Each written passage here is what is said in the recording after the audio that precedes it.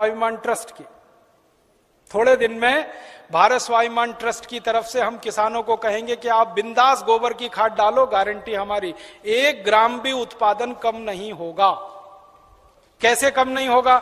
डालने का तरीका है। डालने का तरीका क्या है? अभी किसान गोबर कैसे डालते हैं? गोबर डालते हैं, वो घूरा है, घूरा गांव में कचरा डालने का, वहां गोबर इकट्ठा करते हैं। 6 महीने 8 महीने साल भर वो सूखता रहता है और सूख सूख के उसकी सारी ताकत निकल जाती है। फिर वो सूखा हुआ गोबर हम डालते हैं, इससे उत्पादन ज्यादा नहीं आता। गोबर को हमेशा गीला डालना चाहिए, ताजा डालना चाहिए। गोबर को अगर पानी में घोल के डालो ना तो वही 3 गुना ज्यादा फायदा करता है। तो किसानों को यह समझाओ कि गोबर को सुखा के खेत में ना डालें, उसको पानी में घोल के डालें। तो कैसे घोलेंगे पानी में? उसका फॉर्मूला लिख लो आप। और जो जो गांव में जाने वाले कार्यकर्ता है, ये सब किसानों को आप बोलो कितना गोबर डालना है, कितना पानी उसमें मिलाना है, कितने बीघे के लिए काम में लाना है उसको। अब आपको मैं एक मोटी सी बात बता देता हूं। 1 एकड़ माने 2.5 बीघा, 5 बीघा नहीं, 2.5 बीघा। तो एकड़ 2.5 बीघे का हिसाब जोड़कर बताता हूं। एक किसान को एक बार में 1 एकड़ फसल के लिए कितना गोबर डालना पड़ेगा? गीला करके डालेंगे तो 10 किलो गोबर, बस 10 किलो गोबर, 10 किलो गोबर। फिर से सुन लो, 10 किलो, ज्यादा नहीं बोल रहा हूं, 100 किलो नहीं, 10 किलो गोबर 1 एकड़ के लिए। डालना कैसे? लिख लो 10 किलो गोबर। फिर इसमें चाहिए 10 लीटर मूत्र। जिस जानवर का गोबर उसी का मूत्र। गाय का गोबर तो गाय का मूत्र, भैंस का गोबर तो भैंस का मूत्र, बैल का गोबर तो बैल का मूत्र। अब आप बोलोगे गोबर तो इकट्ठा कर लेंगे, मूत्र कैसे इकट्ठा करें? जानवर जो मूत्र देते हैं ना, जहां पे आप जानवरों को रखते हो वहां पे पत्थर वत्थर लगा के एक छोटी सी नाली बना लो और उसमें ढाल लगा दो। जितना भी वो पेशाब करेंगे वो नाली में आ जाएगा। नाली के आगे एक खड्डा खोद दो, वो सारा उसमें जमा हो जाएगा, फिर वो ले लो। और मैं आपको एक अच्छी बात बताता हूं, जानवरों के मूत्र की कोई एक्सपायरी डेट नहीं है। 1 साल, 2 साल, 3 साल, 5 साल, 10 साल, 20 साल, 50 साल खराब ही नहीं होता। तो चिंता करने की बात ही नहीं है। तो इकट्ठा होता रहेगा, खड्डे में डालते रहो। तो 10 किलो गोबर, 10 लीटर मूत्र, ठीक है। फिर इसमें मिलाना है लगभग 1 किलो गुड़, आधे से 1 किलो गुड़। गुड़ तो आप सब जानते हो। एक तो गुड़ होता है जिसको आप खा लेते हो, एक तो गुड़ ऐसा होता है जिसको जानवर खा लेते हैं, और एक गुड़ ऐसा होता है जिसको कोई नहीं खा सकता। गीला गीला, पुराना पुराना, काला काला, वो गुड़ खेत के बहुत काम का है। जो सबसे घटिया गुड़ है, जिसको ना जानवर खा सकते हैं ना आपका, वो खेत के लिए बहुत काम का है। तो वो गुड़ ले लो, आधे से 1 किलो। गोबर हो गया, मूत्र हो गया, गुड़ हो गया। अब इसमें लगभग 1 किलो डालना है दाल का आटा। दाल है ना, दाल, अरहर की दाल, मूंग की दाल, उड़द की दाल, चने की दाल, सोयाबीन की दाल, खेसारी की दाल, कोई भी दाल, 1 किलो उसका आटा। 4 चीजें हो गई, गोबर, गोमूत्र, गुड़, दाल का आटा। और इसमें डालनी है 1 मुट्ठी मिट्टी। 1 मुट्ठी में आधा किलो या 1.25 किलो तक मिट्टी आती है। मिट्टी कहां से लानी है? आपके खेत के आसपास अगर पीपल का कोई पेड़ है, बरगद का कोई पेड़ है, तो उसके नीचे से खोद लो मिट्टी। पीपल के पेड़ के नीचे की या बरगद के पेड़ के नीचे की? पीपल और बरगद के पेड़ के नीचे की ही मिट्टी क्यों खोदना? आपको मालूम है, पीपल और बरगद के पेड़ हर समय ऑक्सीजन देने वाले पेड़ हैं, और ज्यादा ऑक्सीजन देने वाले पेड़ के नीचे जीवाणुओं की संख्या बहुत होती है। तो पीपल और बरगद के पेड़ के मिट्टी में जीवाणु सबसे ज्यादा होते हैं। यही जीवाणु खेत को चाहिए। तो मिट्टी ले ली, 5 चीजें हो गई, गोबर 10 किलो, मूत्र 10 लीटर, गुड़ लगभग 1 किलो, दाल का आटा 1 किलो, और मिट्टी लगभग 1 किलो। ये 5 चीजों मिला दो, घोल दो। हाथ से घोल लेना, खराब नहीं होंगे हाथ, नहीं तो डंडे से घोल देना। एक ड्रम में घोल लेना, प्लास्टिक के ड्रम में घोल लेना, नहीं तो लोहे के ड्रम में घोल लेना। प्लास्टिक का होगा तो अच्छा, लोहे वाला क्षरण ज्यादा होता है। अब इसको घोल के 15 दिन रख देना। 15 दिन रख देना। घोलने में तकलीफ आए तो थोड़ा पानी मिला देना, ज्यादा मत मिलाना, थोड़ा ही मिलाना। घोल के 15 दिन रख देना। 15 दिन के बाद यह खाद तैयार हो जाएगा। इस खाद में क्या होगा, करोड़ों करोड़ों सूक्ष्म जीवाणु पैदा हो जाएंगे। वो जो मिट्टी डाली ना, मिट्टी के जीवाणु अगर 1 लाख हैं तो 15 दिन में वो 100 करोड़ से ज्यादा हो जाएंगे। ढक के रख लो तो अच्छा है। छांव में रखना सबसे अच्छा, धूप में बिल्कुल मत रखना। पेड़ के नीचे की छांव में रखना, नहीं तो कोई ऐसी जगह रखना जहां सूर्य का प्रकाश ना आता हो, और इस पे कपड़ा बांध दो, ढक्कन लगा दो, जैसे है ढक लो। अब ये 15 दिन में तैयार हो गया, इसमें करोड़ों जीवाणु तैयार हो गए। अब ये जीवाणु घोल, इसको जीवाणु घोल कहते हैं, इसको खेत में डालना है। डालने से पहले इसमें पानी मिलाना है। और पानी कितना मिलाना है, जितना गोबर था उसका 10 गुना पानी, 10 गुना कम से कम। 100 लीटर पानी, 10 किलो गोबर तो 100 लीटर पानी, और ज्यादा से ज्यादा पानी मिला सकते हैं तो 200 लीटर। तो 100 से 200 लीटर पानी मिला लिया। अब ये पूरा परफेक्ट घोल हो गया। इसको 1 एकड़ के खेत में छिड़कना है। जैसे पानी छिड़कते हैं ना मिट्टी दबाने के लिए, ऐसे ही छिड़कना है बस। आप इसको छिड़क देंगे तो ये करोड़ों जीवाणु मिट्टी में पहुंच जाएंगे। तो मिट्टी में जीवाणुओं की संख्या बढ़ती जाएगी, और मिट्टी में सारा खेल खेलने का काम जीवाणु करते हैं। आपको मालूम है जीवाणु क्या करते हैं? जीवाणु सारा काम करते हैं। पौधे की जड़ को नाइट्रोजन की जरूरत है तो ये जीवाणु उपलब्ध कराते हैं। पौधे की जड़ को कैल्शियम चाहिए तो ये जीवाणु उपलब्ध कराते हैं। पौधे की जड़ को आयरन चाहिए तो ये जीवाणु, माने पौधे को बड़ा होने के लिए जितने भी सूक्ष्म पोषक तत्व चाहिए और फिर वो हमारे शरीर में वास्तव में चाहिए, वो सब इन जीवाणुओं की करामात से ही मिलता है। तो पौधे की जड़ को भरपूर सूक्ष्म पोषक तत्व मिलने लगेंगे, पौधे की बढ़त बहुत तेज होगी, और जिस पौधे की बढ़त अच्छी होगी उसका फल अच्छा होगा, जिसका फल अच्छा होगा उसका उत्पादन अच्छा होगा। अब इसमें समय लिख लो, कितनी बार डालना, कब डालना।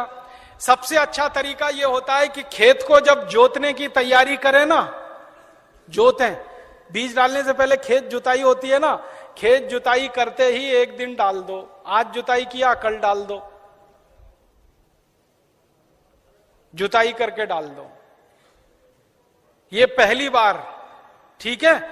फिर इसके डालने के 2-3 दिन बाद या 4 दिन बाद या 5 दिन बाद बुआई कर दो।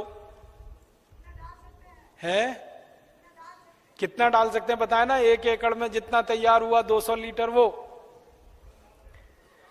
तो आपने इसको जोत के 1-2 दिन में डाल दिया, फिर बीज बो दो। बीज बोने के 21वें दिन में फिर डाल देना। आज बीज बोया तो ठीक 21 दिन बाद एक बार फिर डाल देना। क्या होता है ना, बीज में से अंकुरण होता है, और अंकुरण होने के 21वें दिन तक वो मिट्टी की ताकत से बढ़ता है।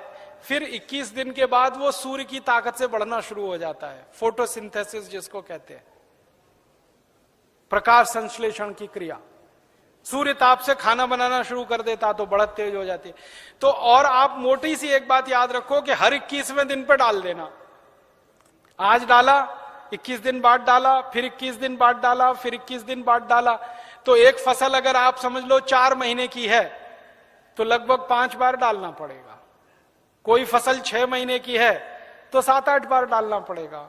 8 महीने की है तो 10-1 बार डालना पड़ेगा। अब इसमें खर्चा क्या है? जानवर अगर घर के हैं तो गोबर फोकट का, मूत्र फोकट का। गुड़ मैं कह रहा हूं सबसे सड़ा हुआ, जिसको फेंक देते हैं वो भी फोकट में मिल जाएगा। पानी तो फोकट का है ही। थोड़ा दाल वाल लेना पड़ेगा तो उसका खर्चा आएगा, लेकिन किसान अगर दाल पैदा करता है तो वो भी घर की हो जाएगी। माने खाद बनाने का खर्चा लगभग 0 आएगा। मेहनत लगेगी, पूंजी में पैसा कम से कम खर्च होगा। और ये खाद जो तैयार होगी इसमें जबरदस्त क्वालिटी है, क्योंकि इसमें कैल्शियम भरपूर, आयरन भरपूर, फास्फोरस भरपूर। क्या क्या इसमें है? गोबर है, गोबर में कैल्शियम है, आयरन है, सल्फर है, सिलिकॉन है, कोबाल्ट है, मैग्नीशियम है, मैग्नीज है, 18 सूक्ष्म पोषक तत्व हैं जो चाहिए मिट्टी को। फिर गुड़ है, गुड़ में जबरदस्त फास्फोरस है, गुड़ में जबरदस्त कैल्शियम है, फिर मूत्र में ये सब है। तो जो सूक्ष्म पोषक तत्व हमें चाहिए वही मिट्टी को चाहिए, वो सब इस खाद में भरपूर हैं। यूरिया में नहीं है, डीएपी में नहीं है, यूरिया में कैल्शियम नहीं है, डीएपी में कैल्शियम नहीं है।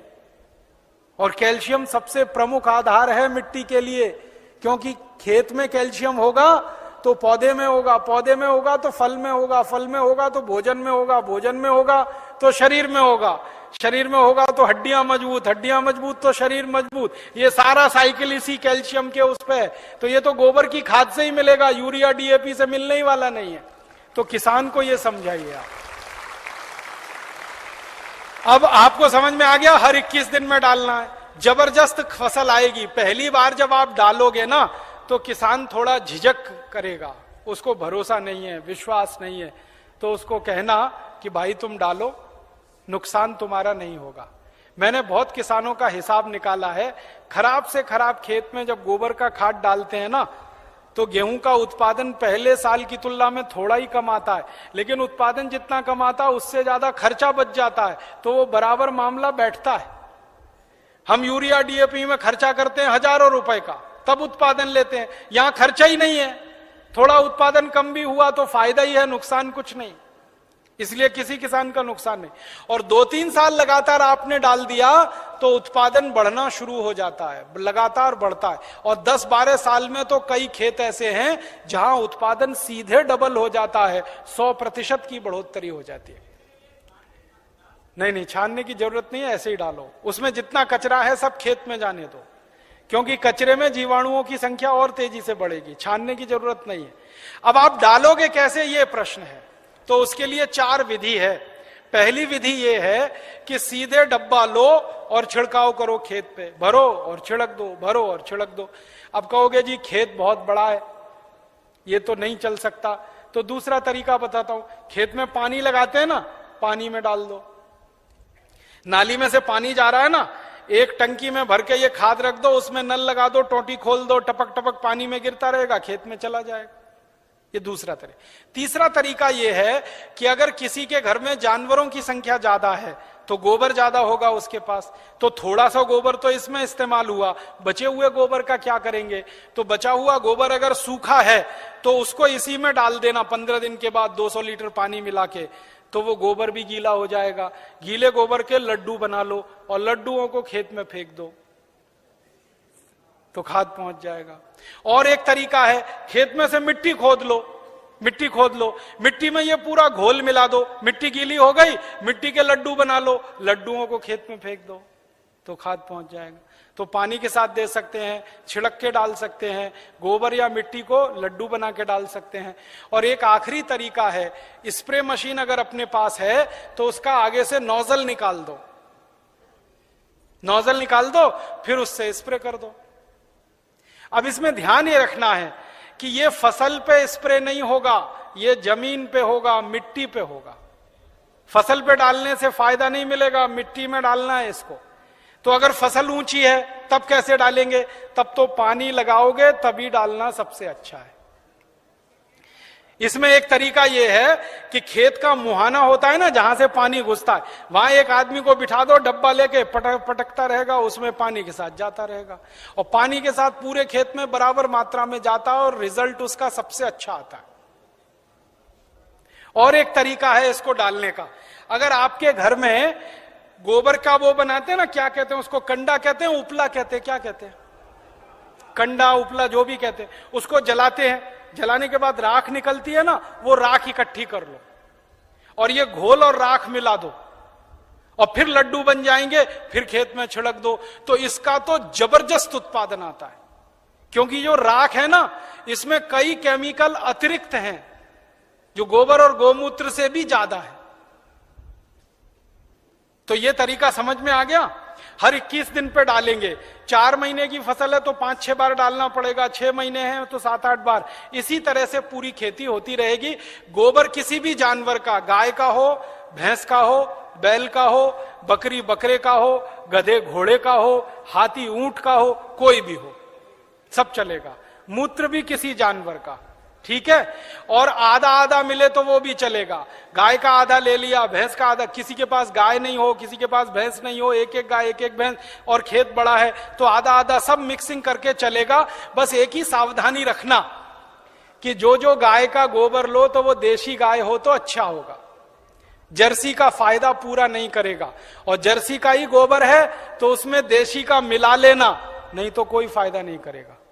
जर्सी गाय है, उसका गोबर है, उसमें देशी गाय का 1-2 किलो गोबर मिला लेना, वो वैसे ही काम करता है जैसे 100 किलो दूध में 1 चम्मच दही डालो तो पूरा दूध दही हो जाता है। वैसे ही 100 किलो जर्सी गाय के गोबर में 1 किलो देशी का डाल दो तो देशी गाय के जीवाणु अपनी संख्या अपने आप बढ़ा लेते हैं।